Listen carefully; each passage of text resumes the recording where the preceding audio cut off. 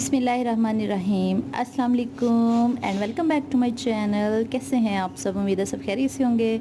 आज मैं आप लोगों के साथ बकरा ईद स्पेशल में कुछ टिप्स एंड ट्रिक्स शेयर करने जा रही हूँ, क्योंकि बकरा ईद आ रही है और बकरा ईद पे कुर्बानी का गोश्त भी होता है और इसको फ्रीज़ करने का भी मसला होता है और बाज़ औक़ात समझ नहीं आती कि हम किस तरह फ्रीज़ करें कि ये लंबे अरसे तक फ्रीज़ हो सके और ख़राब भी ना हो। तो इस हवाले से मैं आप लोगों के साथ कुछ टिप्स शेयर करूंगी। सबसे पहले ये है कि आपको तो पता ही होगा शरीयत के मुताबिक जो कुर्बानी है उसके 3 हिस्से किए जाते हैं, चाहे आप बकरा कर रहे हों, भेड़ कर रहे हों, दुम्बा हो या फिर आप गाय कर रहे हों, बैल, जो भी जिसकी भी आप कुर्बानी करते हैं, चाहे ऊँट हो, जिसकी भी करेंगे आप, उसके 3 हिस्से किए जाते हैं और आपको इस बारे में पता ही होगा। और एक हिस्सा सबसे पहले गरीबों का निकाला जाता है, फिर रिश्तेदारों का निकाला जाता है और फिर घर का हिस्सा, मतलब जो बंदा कुर्बानी करता है तीसरा हिस्सा उसका होता है। तो जो हमारा तीसरा हिस्सा होता है हमें उसको फ्रीज़ करना होता है, महफूज करना होता है, ताकि हम इसको लंबे अरसे के लिए यूज़ कर सकें। तो इसके लिए सबसे पहले मैं आपको बता दूं कि गोश्त को आप 3 माह से ज़्यादा फ्रीज़ नहीं करें। कोशिश करें कि 2-2.5 माह के अंदर ही ख़त्म कर लें, क्योंकि अगर आप ज़्यादा अरसे के लिए फ्रीज़ कर लेते हैं तो गोश्त की वो ग़िज़ाइयत नहीं रहती जो उसकी होती है, ग़िज़ाइयत चली जाती है, इसके अलावा उसका टेस्ट भी बदल जाता है। इसलिए कोशिश किया करें कि कुर्बानी के गोश्त को आप 2-2.5 माह से ज़्यादा फ्रीज़ नहीं करें, ज़्यादा से ज़्यादा 3 माह तक चलाएं, इससे ज़्यादा नहीं करें।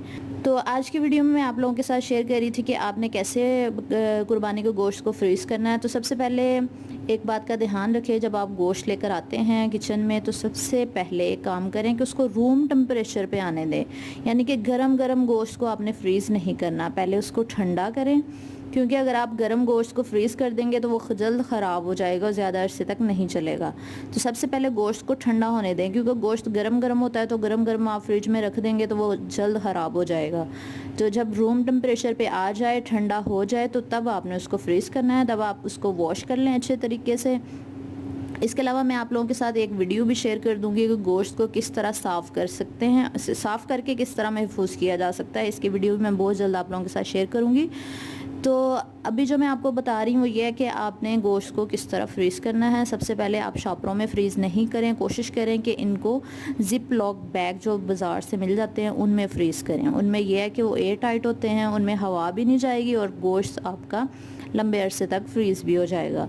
तो गोश्त को लाने के बाद उसको रूम टेम्परेचर पे आने दें, ठंडा करें, फिर उसको अच्छे तरीके से वॉश कर लें। वॉश करने के बाद उसको सुखा लें, यानी कि उसको छलनी में रखें आप, ताकि वो पानी सारा निकल जाए। चाहे आप कीमा फ्रीज़ कर रहे हों, गोश्त हो, हड्डियों वाला गोश्त हो, और इसके अलावा पारचे जो भी हैं, आप उनको पहले अच्छी तरह उनका पानी निकल जाने दें, ताकि वो बाद में अच्छे तरीके से फ्रीज़ हो सके। जब पानी निकल जाए, गोश्त ड्राई हो जाए, तो फिर आप ज़िप लॉक बैग ले लें, बाज़ार से आसानी से मिल जाते हैं, किसी भी ग्रॉसरी शॉप से आपको मिल जाएंगे। फिर आपने उसके अंदर डाल के उनको थोड़े थोड़े पैकेट बना लें, किलो के बना लें, चाहे आधा किलो के, जितने आपको इजीली आप यूज़ कर सकते हैं, वो बना के आप फ्रिज में, फ्रीज़र में उसको फ्रीज़ कर दें। तो ये तो थी छोटी सी टिप्स जो मैंने आप लोगों के साथ शेयर की हैं कि गोश्त को किस तरह फ्रीज़ कर सकते हैं। कोशिश करें कि शॉपरों में ना ही फ्रीज़ करें, क्योंकि शॉपर फट जाते हैं, जिसकी वजह से गोश्त में से ब्लड बाहर निकल आता है, पानी निकलने लग जाता है, क्योंकि जब लाइट ऑफ होती है तो गोश्त में से जो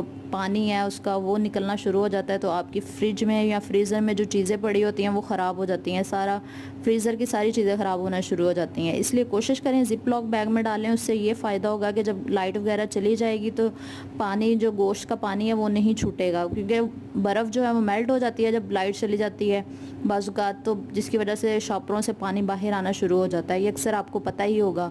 तो इस वजह से कोशिश करें कि ज़िप लॉक बैग में डालें, जिससे पानी बाहर नहीं आएगा और गोश्त एयर टाइट कंटेनर की तरह उसमें फ्रीज़ रहेगा और उसमें हवा भी नहीं गुजरेगी और ना ही गोश्त सूखेगा।